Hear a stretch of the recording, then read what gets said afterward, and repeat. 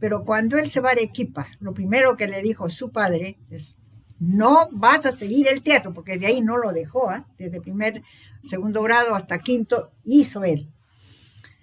Entonces cuando se fue a Arequipa, le dijimos: no vas a hacer teatro, no va, que este color. Pero lo siguió haciendo, y el 5 de agosto, él tenía la primera presentación en el teatro y nos mandó decir que sí. También fuimos los primeros, toda la familia, vamos a verlo a Arequipa actuar, estaba en el primer ciclo. Hola, yo soy Johnny Albarracín. Y esto es Ya.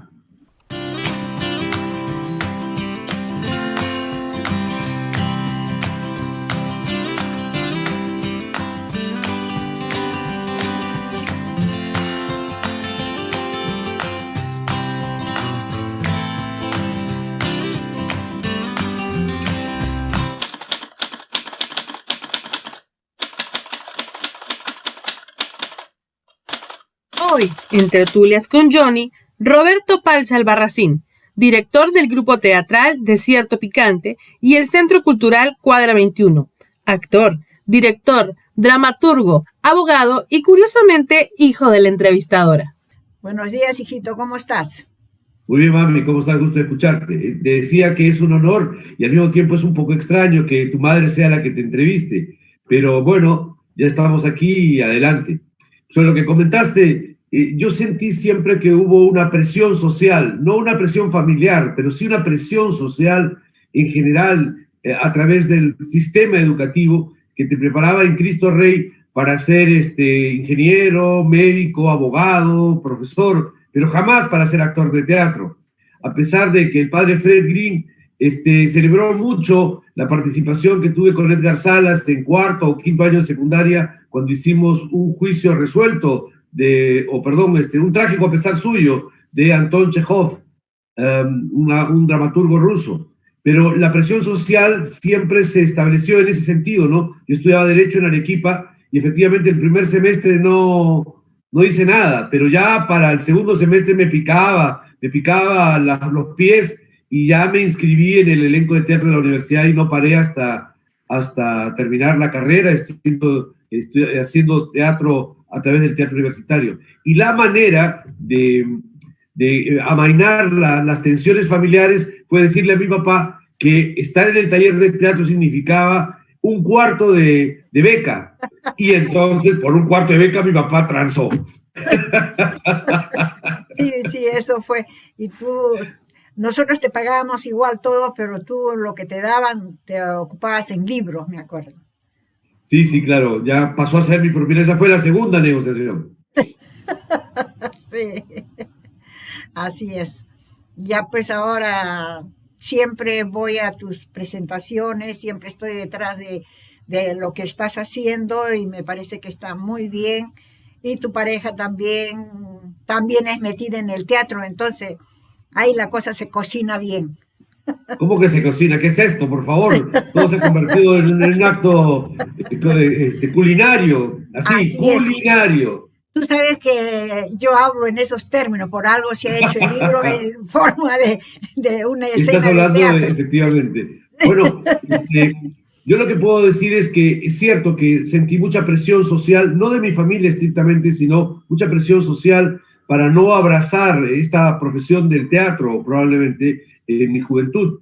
Pero después, ya ahora en mi adultez, ha pasado exactamente lo contrario, ¿no? Yo creo que toda mi familia sin excepción, ha sentido de que esto es parte de lo que me gusta a mí, ha entendido, ha comprendido, y que es tan noble ser actor de teatro como ser abogado, como ser cualquier profesión que uno escoja.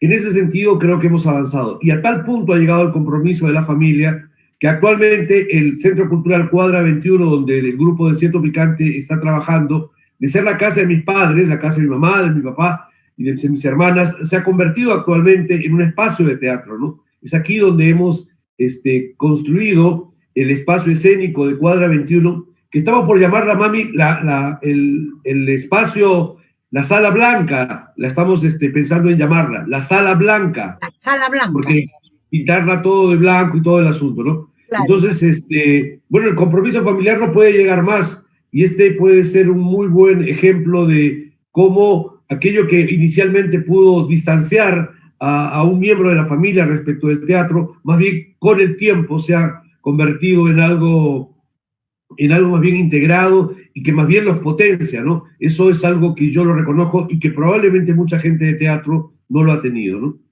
Así es, hijo. Sí, es interesante.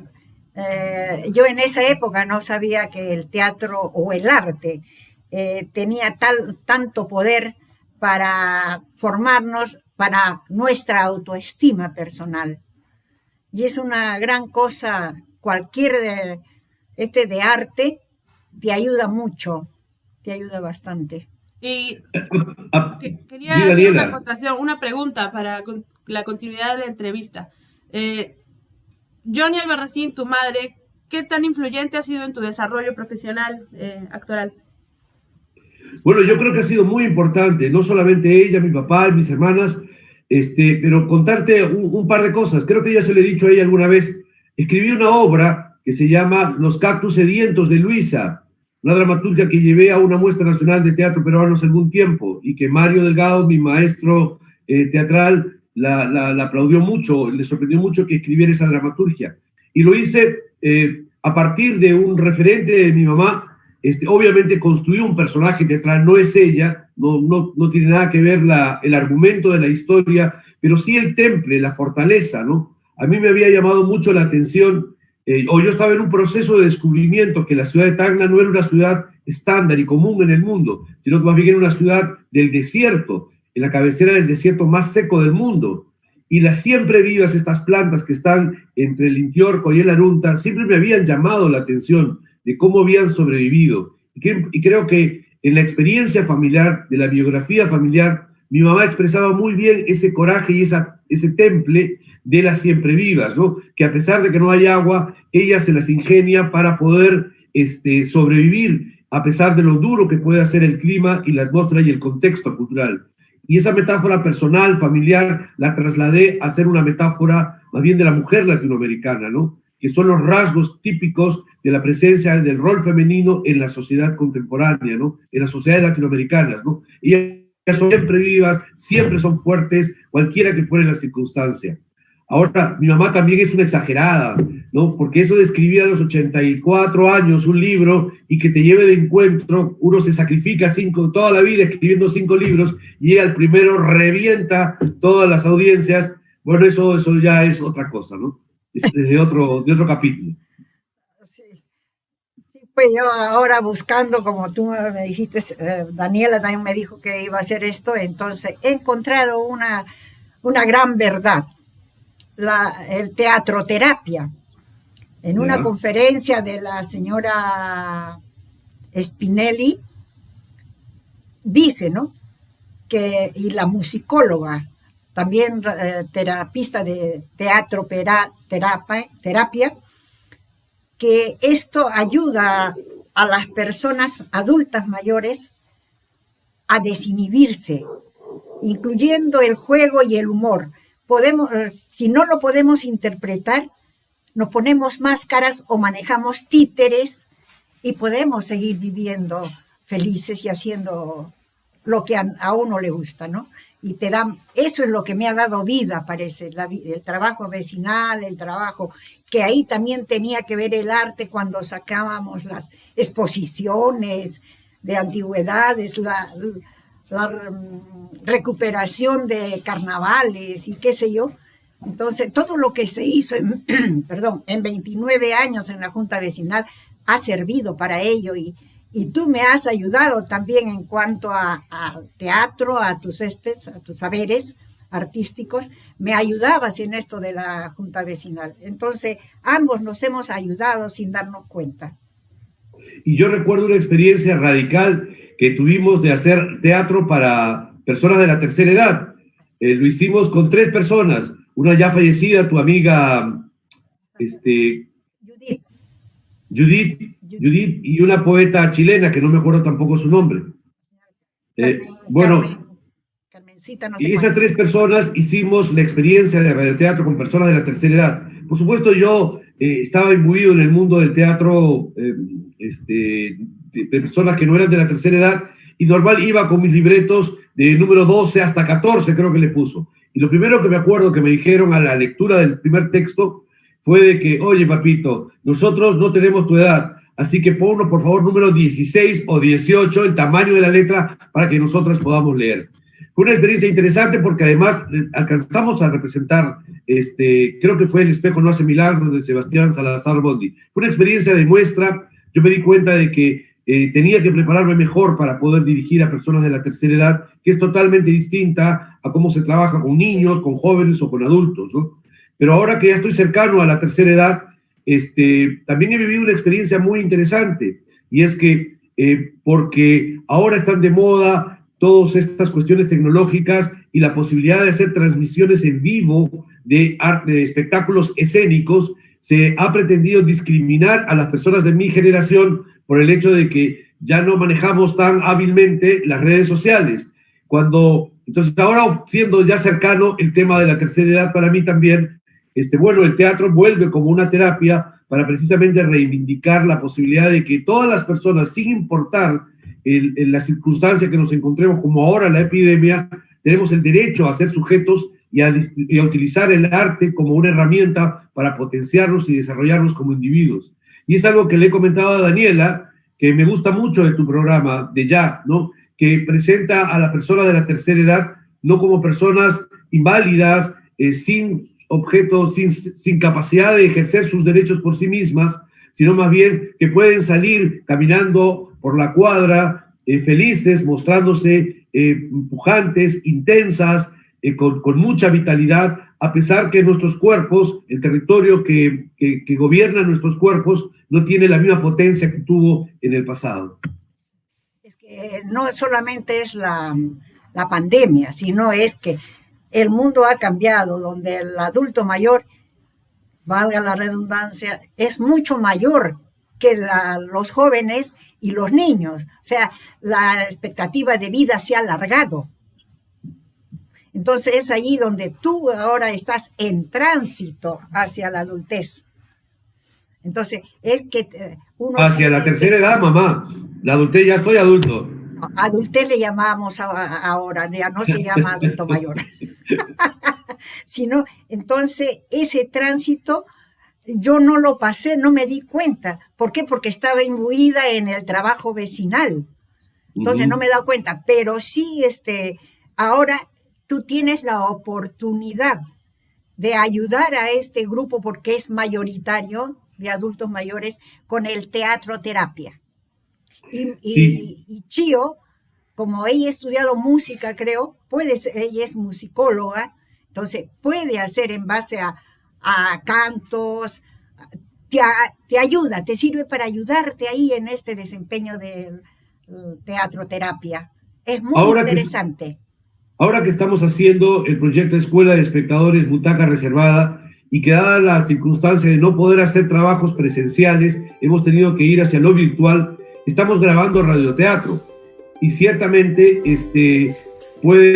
podemos fácilmente trabajar el teatro como terapia, como efectivamente indicada para la tercera edad, haciendo radioteatro, porque no tiene la exigencia de que tengan que aprenderse de memoria los textos. Una de las dificultades que tuvimos cuando hicimos la experiencia de teatro con tercera edad, y simplemente es lectura del texto. Y ustedes fácilmente, por su experiencia de vida, pueden dar intensidad a esos textos con el solo hecho de poder interpretarlos, porque su memoria se va a encargar de hacerlo. Además que pueden escribir y contarnos historias, porque les sobra probablemente historias, les sobra miles. Eso es, nosotros tenemos tanta experiencia, y lo tenemos metido en nuestro chip. Bueno, yo digo chip ahora porque ya estoy metida en esto, pero ahora se tiene que hacer, como dice la musicóloga terapeuta, aquí y ahora. Tú tienes esta gran oportunidad de trabajar con los adultos mayores en un teatro terapia se llama. Y la musicóloga, que también hace teatro música, donde exige a los señores adultos mayores que se concentren, que no aprendan un texto, porque ellos, como tú dices, tienen experiencias, entonces ellas van a crear las historias. y las van a transmitir luego por medio de una obra o de algo. Entonces, esta terapia ayuda al adulto mayor a hacerles entender que les va a ayudar a poder manejar mejor su cuerpo, van a desinhibirse, van a lograr perder el miedo de que, bueno, estoy vieja y me meto a la casa a criar los nietos, y no es así. El teatro efectivamente siempre ha tenido un perfil de sanación del espíritu humano, ¿no? De un reencuentro con las leyes de la naturaleza que hagan que tú y tu relación con tu contorno social, con la propia naturaleza, puedan encontrarse, unirse. Hay una de las cosas que más me gusta, lo que más me gusta probablemente del trabajo teatral, era cuando uno, descalzo sobre el escenario, cuando no hay público, sino en los momentos de ensayo, no hace otra cosa que poner un poco de música y empezar a disfrutar, moverse, reconocerse en el cuerpo, en el espacio escénico, y de ahí es a eso que le llamamos el espíritu místico dentro del proceso de construcción del cuerpo de una actriz o de un actor, ese reencuentro con la naturaleza orgánica del individuo que está en nuestro ADN. Para mí eso es el proceso de sanación y el proceso terapéutico del teatro, y que, por supuesto, aplicado a un grupo humano específicamente que pasa por una coyuntura particular de vida en la que tiene mayor capacidad de tiempo para disponer de sí, de tiempo ocio, porque el teatro es un arte, y el arte en general es un tiempo que pertenece al ocio, no pertenece al trabajo, sino al ocio, al entretenimiento, al divertimento. Y en ese sentido, sí, pues, efectivamente hay un gran potencial. La generación que me antecede, que es la tuya, es una generación que ha tenido que abrir trocha sobre lo que significa la tercera edad. Y en este nuevo cambio nacional y demográfico de la población planetaria, en la que un alto porcentaje se vuelve personas de adultez y de tercera edad, existe ahí una gran posibilidad de desarrollar, que son las que normalmente vienen también al teatro, ¿no? Como grandes audiencias. Por eso dice el teatroterapia desarrolla la capacidad del juego, la creatividad, la espontaneidad, estimula la flexibilidad en los cuerpos porque ya no podemos manejarlos bien, entonces estimula ello, ¿no? Después estimula funciones cognitivas, promueve grupos de pertenencia o estímulos. ¿Cómo decimos así? Yo pertenezco, por ejemplo, al grupo de caminar sin bastón. Hay otro grupo que va a caminar con bastón. Entonces, son cosas que sí puede calar mucho, Roberto. Puedes tener otro nuevo espacio. Sí, porque quizás lo que haya reemplazado el espacio, no digo reemplazarlo, pero que ha también construido su propio espacio en mi vida personal, además del mundo familiar, es el mundo del grupo de teatro, ¿no? Las relaciones al interior del grupo de teatro son muy fuertes, son muy poderosas, porque están basadas en la convivencia, no de un día, sino de años. Nosotros, en el caso de Desierto Picante, tenemos 22 años y hay vínculos emocionales con gente que inclusive en estos momentos puede no estar haciendo teatro. Hay gente que vive en Arequipa, que vive en el extranjero, chicos con los que he hecho teatro en la universidad y que, por ejemplo, me dieron una grata sorpresa en mi cumpleaños estos días, que estaba encerrado por la pandemia y que desde otros lugares del país me enviaron un saludo y eso me sorprendió muchísimo, ¿no? Porque son vínculos como que para toda la vida, ¿no? Los que hacemos teatro y convivimos una experiencia colectiva, gregaria, comunitaria, es un contacto para toda la vida que solo creo que lo he encontrado en la vida familiar o en la relación amical con alguien, ¿no? Pero así de grupo humano, en el trabajo jamás lo conseguí, pero en el caso del grupo de teatro, los vínculos son muy poderosos y sí ayuda muchísimo a la vida emocional de las personas. También el humor te da flexibilidad, te da apoyo, te quita las enfermedades porque no te deja ahondar, digamos, en las enfermedades. Entonces, sí, es una cosa. Y como tú dices, motiva los vínculos saludables. Luego, el arte es un derecho que propone la recreación, la promoción, la salud para todo adulto mayor. Sí, he sido invitado para un conversatorio sobre tacnicidad, una mirada a la tacnicidad en el Club Unión, creo que mañana, con motivo de las fiestas de Tacna, y allí una de mis opiniones sobre cómo percibo el mundo de la cultura y del teatro en Tacna, precisamente parte de eso, ¿no? Que todavía no ha sido incorporado por las autoridades el arte y la cultura en general como parte del desarrollo regional, que ha sido visto como una cuestión anecdótica, como una cuestión que no es útil para la sociedad y como pertenece al ocio. En consecuencia, por ejemplo, ahora en tiempos de pandemia, pues simplemente los presupuestos por ese lado desaparecen, como si no fueran importantes, como si las personas encerradas en nuestras casas no necesitan nuevos elementos de referencia. Por eso que hemos formado una plataforma teatral, los grupos de teatro de Tacna, que estábamos peleados como perro, gato y pericote, y que ahora nos hemos agrupado con el propósito de poder sortear esta etapa para regresar y demostrarle a la sociedad que somos útiles, que somos necesarios, que cumplimos una función social que tiene que ver con el espíritu, con el alimento que requiere el cuerpo y el ser humano para poder sobrevivir en sociedad. Pues ahora hablemos sobre 3 ejes especiales, hablando de Tacna, el adulto mayor y el teatro. ¿Cómo se ha desarrollado la participación del adulto mayor en el teatro tacneño? No hay participación del teatro del adulto mayor. Todavía, esa vez la hizo Roberto, hará cuestión de 15 años atrás. Quizás, ¿no es cierto?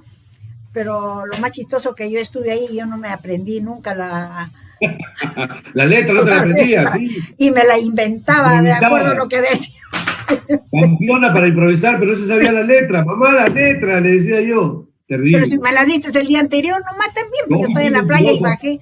No. Mamá, por favor, no vamos a pelearnos en frente de la cámara. Yo estaba en la playa, acuérdate.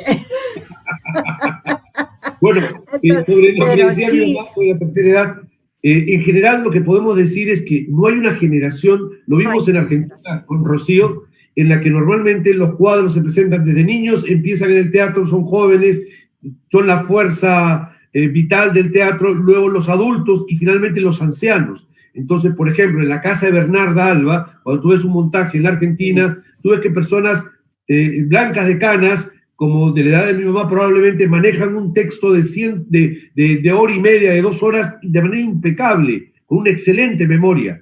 Eso en teatro en Tacna no existe. No existe una generación de actrices o de actores que participen en la tercera edad. Normalmente cuando entran a la edad casamentera de 30, 35, 40 años, desaparecen del teatro. Y es porque no existe un teatro profesional desarrollado formalmente.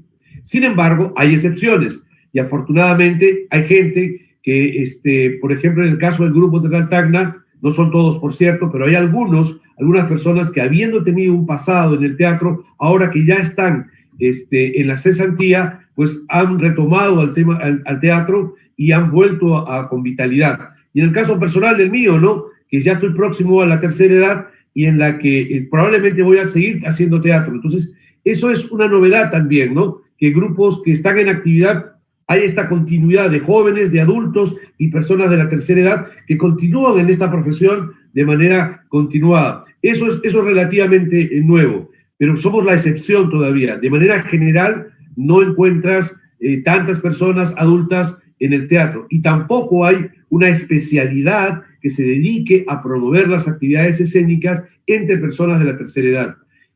Como sí acontece, por ejemplo, en la danza folclórica. En una comparsa, tú ves que en ese número, ese conjunto de 100 personas bailando, desde el niñito del nieto hasta la abuelita con las polleras bailando, porque hay una continuidad en el mundo folclórico. Eso no existe, lamentablemente, en actividades artísticas como el ballet, el teatro o la música, ¿no? Ni un apoyo ni público ni privado. ¿Perdón? No hay apoyo ni público ni privado, o sea, del Estado o de instituciones privadas que hagan alguna organización. En Lima sí hay el teatro. No hay política. En la República del Perú nunca ha tenido una política cultural que sostenga la actividad. Esta normalmente ha sido sostenida por la sociedad civil a través de sus propias instituciones como la comparsa, los grupos artísticos, etcétera. Sin embargo, hay que reconocer que en los últimos 5 años, probablemente desde la existencia del Ministerio de Cultura, ha empezado a existir estímulos económicos. Estamos ejecutando ahora el proyecto Escuela de Espectadores con un estímulo económico del Ministerio de Cultura a través de un concurso en el cual hemos participado. Como consecuencia del COVID, el Ministerio de Economía ha otorgado un monto de 50 millones de soles al Ministerio de Cultura, que en estos momentos los grupos pueden postular, pero nos damos con la paradoja que ahora los grupos artísticos o los colectivos culturales no saben elaborar proyectos y tienen dificultades para sortear toda la burocracia normativa que se ha construido para poder postular a estos financiamientos.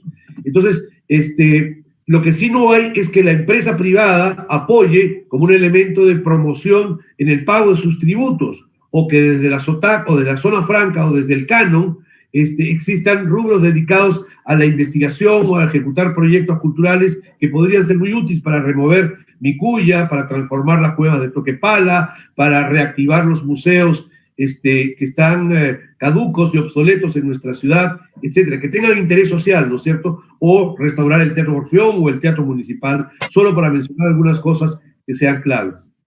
Sí, así es. Como decía, el arte está inmerso ahí, el teatro es muy interesante para que avance esta cultura, para que avance Tacna, para que avance todo, ¿no? Está enlazado a educación, a economía y a todo está enlazado el arte, pero no le han dado la importancia que tiene.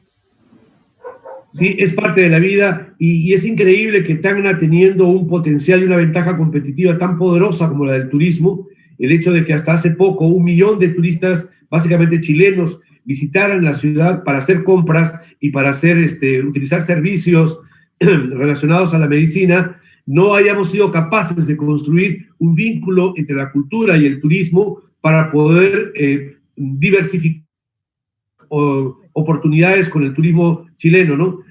Para que grupos folclóricos tengan peñas donde los chilenos puedan ir a disfrutar. Ya ocurría, pero estaba relacionado más a la culinaria, solamente a la culinaria, más no al conjunto de la actividad cultural, o que existieran grupos de teatro con oferta teatral para que en los fines de semana los chilenos que venían a divertirse y solo iban a los casinos, más bien encontraran en las discotecas, en los teatros, en los grupos artísticos, en los espacios escénicos, lugares donde encontrar un divertimento, pagar una entrada para fortalecer y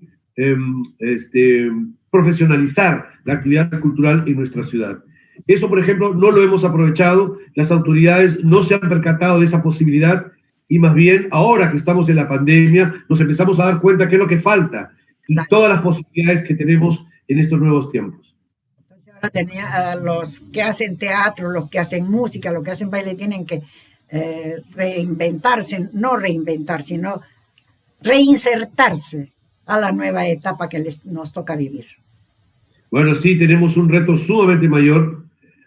Toda crisis es una oportunidad. Las redes virtuales son, por lo pronto, una manera de trabajar, pero también una posibilidad para difundir más y llegar a un público mucho más amplio. Nosotros el sábado pasado lanzamos nuestra feria de radioteatro y la sorpresa es que si hubiéramos hecho un estreno en el teatro aquí en nuestro espacio, hubieran podido llegar a 80, 100 personas aproximadamente.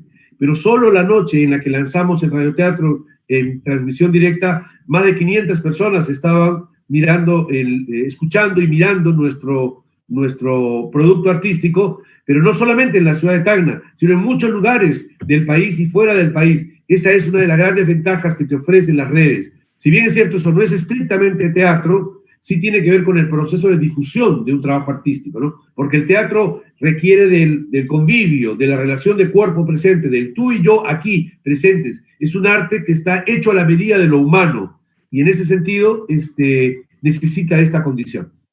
Pues ahora hay que aprovechar de este problema de la digitación, que ya nos vamos a quedar en la etapa digital. Digitalización. Oh, ya. Yo pensé que nos íbamos a quedar en el COVID. No. Hay que pasarlo al COVID. ¿No? O sea, tenemos que llegar. Hay que aprovechar las circunstancias. Hay que sacarle. Bueno, llegamos ahora a una conclusión sobre todo lo que hemos estado conversando. ¿Hay conclusiones? Sí. Siempre hay conclusiones. Ok, por favor, ¿cuáles son?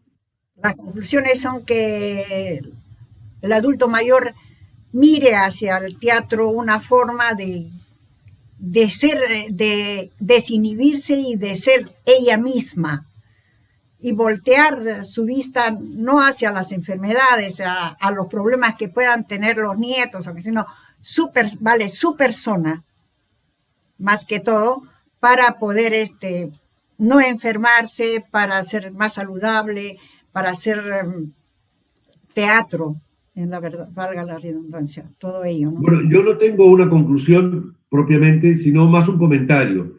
Y creo que entre el teatro y la tercera edad tenemos una gran oportunidad. Tenemos una gran oportunidad de compartir juntos el epílogo de nuestras vidas y lo más interesante de volver a retornar a disfrutar el cuerpo y la condición humana. Eso creo que podría ser un comentario que yo me permito, en este caso, Mamita, y como final de esta entrevista, probablemente.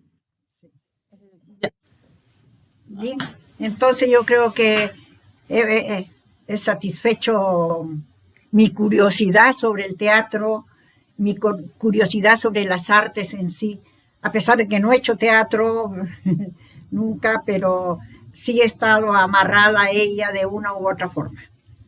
Pero sí has influenciado mucho en mí, en tu espíritu poético. Yo siempre he visto que escribías cuadernillos con poesía, básicamente usando la forma del acróstico, así que sí me he preguntado muchas veces de dónde nació este espíritu aventurero del teatro, y creo que hay algo también de eso. Bueno, para mí ha sido un gran honor compartir contigo esta entrevista. Gracias por invitarme a tu programa. Eres ejemplo y orgullo para todos los que habitamos esta familia, el que a tus 84 o 85 años... voy a cumplir, ya faltan 4 meses para tener 85. 86. Bueno, ya quisiera llegar a los 85 con ese temple y esa energía. 86. 86, tengo 85. Te perdimos la cuenta, mami, ¿ves? Bueno, 86, podamos tener esta mentalidad de hacer un programa por las redes sociales con el apoyo de Daniela. Bueno, un besito, mami, nos vemos pronto.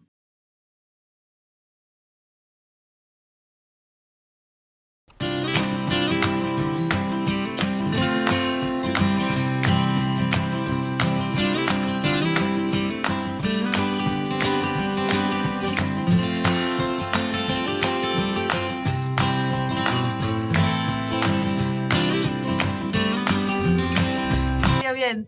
Ya Oye, largaza, media hora la has hecho durar. Sí, pero es que ustedes son loros, pues, ¿qué esperaban? Ah, bueno.